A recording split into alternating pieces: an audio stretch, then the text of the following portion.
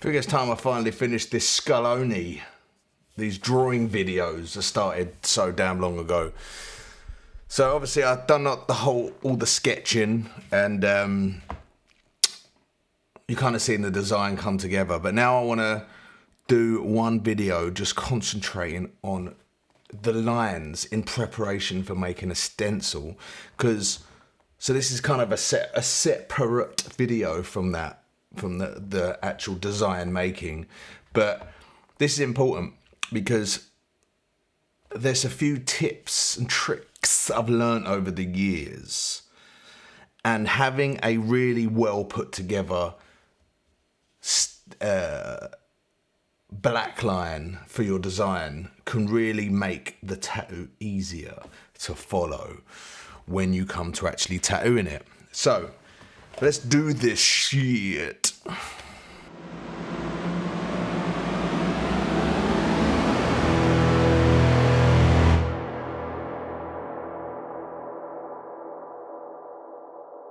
Right, so I made a new layer. Forget all the other layers. This is just for me actually doing the tattoo. So I do not want to lock that. I'm just going to put these all... Oh, yeah, fuck it, that'll do. Right, so... obviously, turn the opacity down. Now, when you're lining a piece, I feel like it's best to make a new brush. So I duplicated, I'll show you. I'll get rid of this one. All right, let's delete that. I duplicated my technical pen, the one I use for all, for my stencil making, basically, and I am going to edit the brush. So if I click on the brush now, all I'm going to do is I'm going to turn up the stabilizing.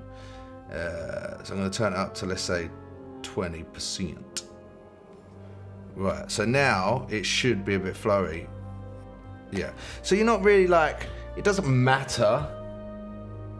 This is a bit of a cheat, but this is the best way to get a solid line for the stencil. So yeah, fucking turn that shit up, man. You may as well. Right, so let's just start lining. So I will line, so I have to put a glove on because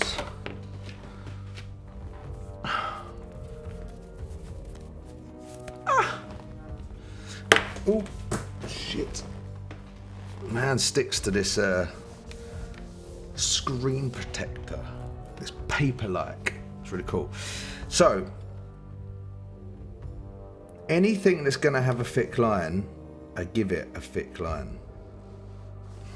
Always. So every petal on this design will have a thick line. You want to... basically, the whole point of this video is you want to draw the... you want to draw the stencil in the same way that you would tattoo it. So thick lines, thin lines, and then for shadows, what you would do is dot them, but I will get there in a minute. And that's only for shadows that might make up structure. Like for these, the peony petals, the shadows will be quite easy just to eyeball when I'm tattooing because they are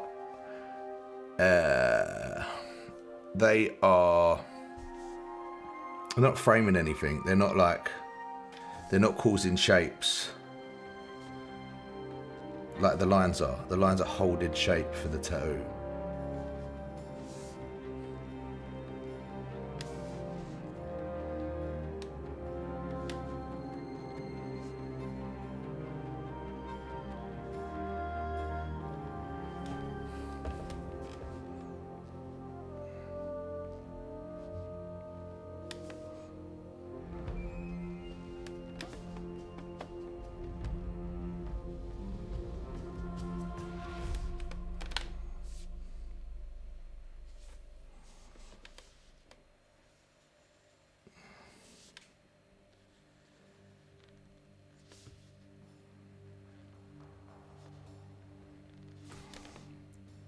It's quite therapeutic, especially when you start streamlining your pen and you start doing these lines. There's so many times I've come to do tattoos and the stencil's been like all out of whack with the design.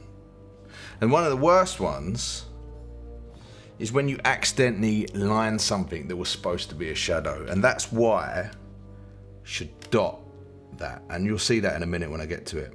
But there's also other things as well, like a little tip. When you get to a thick line in a tattoo, if you're using, doesn't matter what needle you're using, if the line in the stencil, let's say you have to enlarge the stencil and the lines become quite thick, pick a side, literally pick a side. If you tattoo the line on the inside of the line, the shape will be fine. Let me show you. I'll change the color on this. So let's say this line here, right, is thicker than the needle that I'm using to tattoo it. So what am I gonna do? So a lot of the time I would have just tried to go right through the middle. See, there's some bits going either side and you can't really see what you're doing. So the best thing for you to do in this situation, I would stick to the outside. So obviously not that far, but I would run my line along the outside of that petal, because then you're following one side. So when you come to do the other part, you can run your needle around the outside of that as well. Just because it'll be a bit thicker isn't something you'll notice, but you will notice if you're running through the middle and like the line's thicker, you can't see like if your line's wobbly because obviously the stencil's darker. So it's really hard to see where you're going with the line. So yeah, sometimes it's nice just to pick a side basically, go either side. You want to keep the thin lines thin, like really thin. So I've picked a brush size that when I push down pretty hard, it comes out the size I want it at this side, the size I want it to be as a line, as a thick line.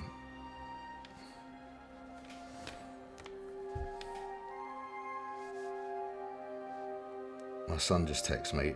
Watch, any minute he's gonna call me. Any minute he's gonna call me, because I think he sent me about 7 video links on text, and I haven't looked at them yet.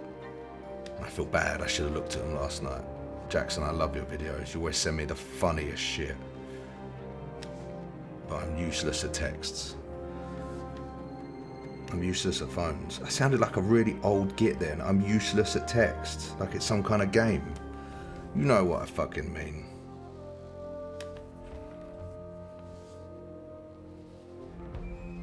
Oh, I don't know if you saw it today. Oh, this might be in a couple of weeks when you see this video. But anyway, if you go on my Instagram, the Stranger Thing illustration I did, which I'll share on the screen now, has made it to ASOS. ASOS? How do you say it? I don't fucking care. ASOS as licensed merch, which is pretty fucking cool because they're a big company. So go check it out, man. I did a Stranger Things illustration a few years back with this, working alongside this small company called The Zeros Art.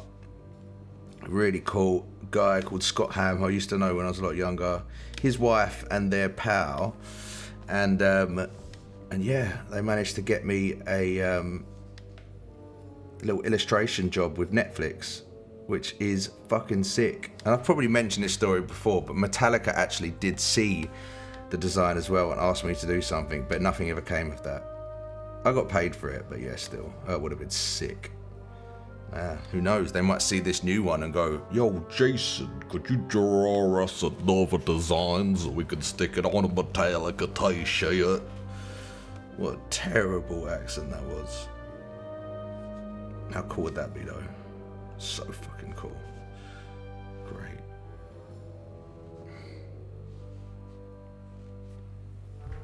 I might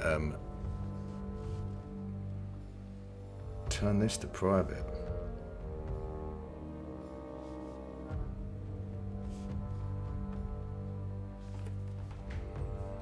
Alright, so these are little detail lines that I will probably include in the actual design when I come to tattoo it. But I'll show you. So with a shadow, let's do a shadow. Now, granted, I can get lazy And sometimes I don't do this, but it definitely helps when I do. So this shadow here, let's not line it like that, because I'll probably end up lining it by mistake. So if you dot it like this, you know then that that is not. Wait, why isn't this not charging?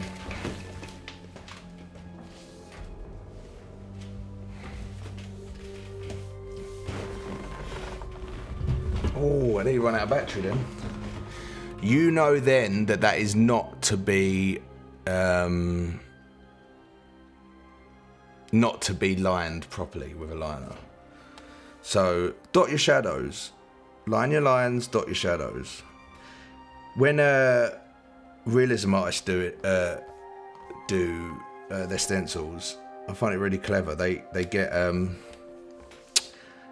their photograph or their Photoshop collage that they've made, and they maybe dip the opacity a bit, but sometimes they don't. I remember some of the guys I used to work with didn't do that, and they use a red pen so they could see every single detail. Because there is sometimes when I stencil faces, and if you turn the opacity down, you can't actually see all the details you need to see.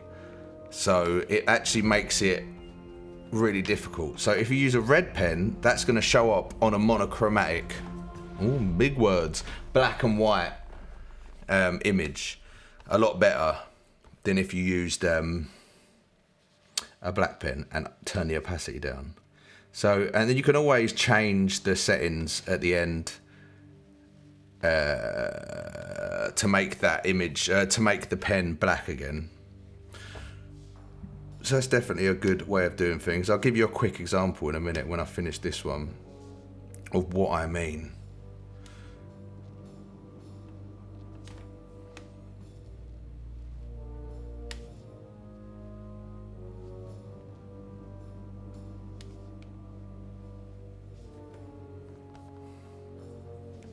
I actually already tattooed this the other day. I was well chuffed with it.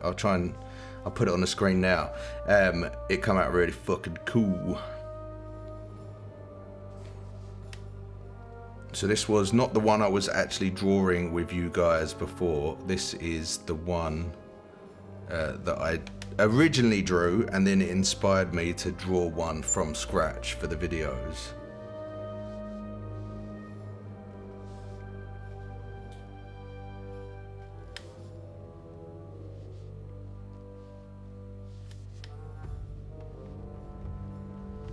I'm not gonna lie, sometimes when I get to the end of the night and I finish the sketch and the sketch is approved and I am happy with the sketch, the customer's happy with the sketch, and then I've got to sit here and do the lines, it is the most boring pile of shit ever. But I know for a fact that if I do them rushed and I don't do a good job with the lines, the stencil is gonna be a nightmare to follow. The amount of times I have drawn up a stencil and it has been bullshit and so difficult to follow whilst tattooing.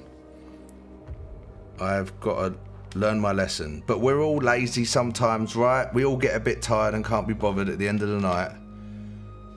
And, you know, this job, as much as it's a good job, it has there's a lot of work involved. I could probably stabilise my pen a bit better than this. You can see some jitters in it, but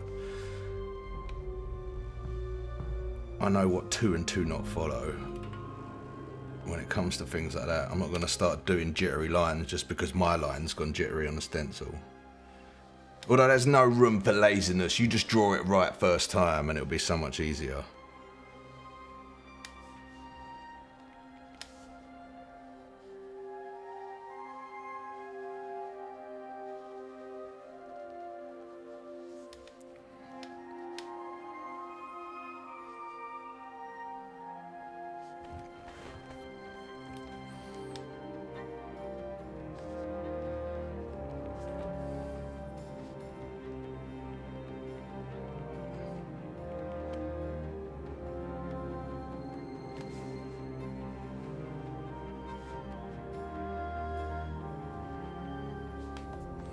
Oh, there's some other stuff I wanted to show you as well. But actually, no, I'll make another video about that.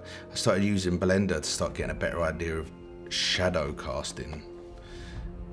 really, like for my towers, now I made a really simple 3D model of a tower and cone thing. It didn't take long, it took about maybe 20 minutes.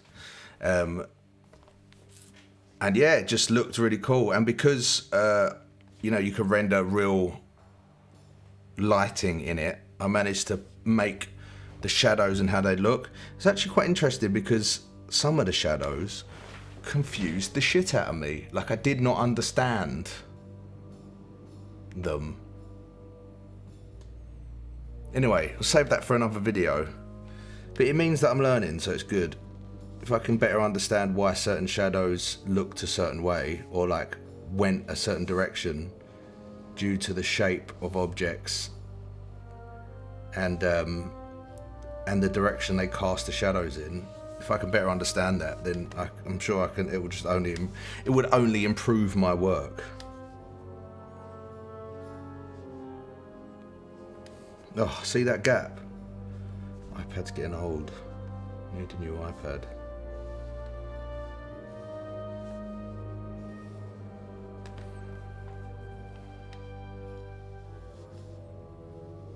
Oh, guess what? My fucking car broke down today as well. It's been one of them days. I dropped my vape down the toilet, so I had to vigorously clean all the shit off that. Literal shit. No, it wasn't actually poo in the toilet, but still. And then I went out to get in my car. I thought, oh, I've got to go to the town and buy myself a new vape. Oh, and it broke down. So now I haven't got a car. Last time, the exact same thing happened. It was in the garage for 3 months. Don't ask me why. I do not know why it took that long. I did have a courtesy car, thanks to the mechanic being an absolute G. But still, I wanted my car back. So yeah, if you'd like to go on Patreon, help me fund a new car. That would be absolutely amazing.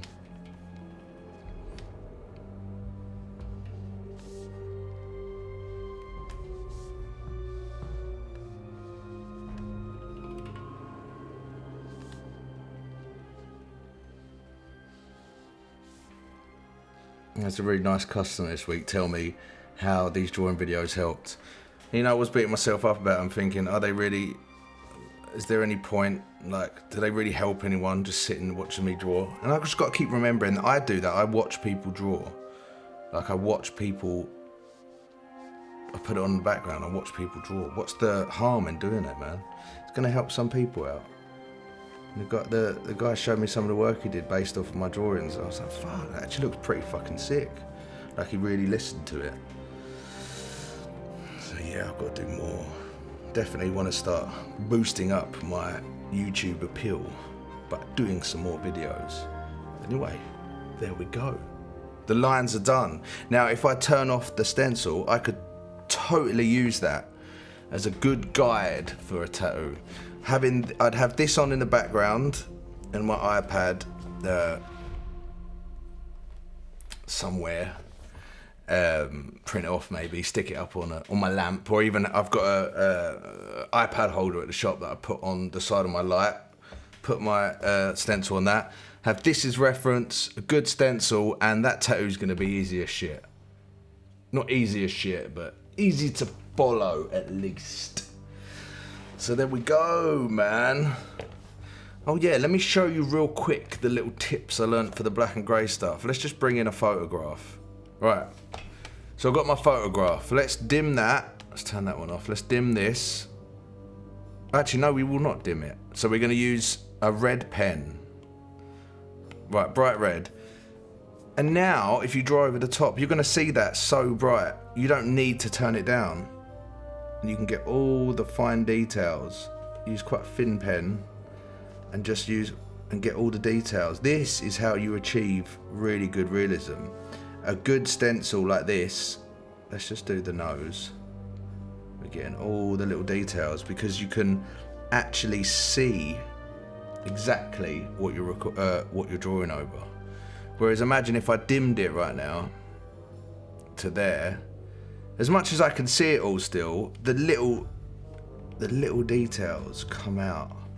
like this shine around the nose, I couldn't see that then.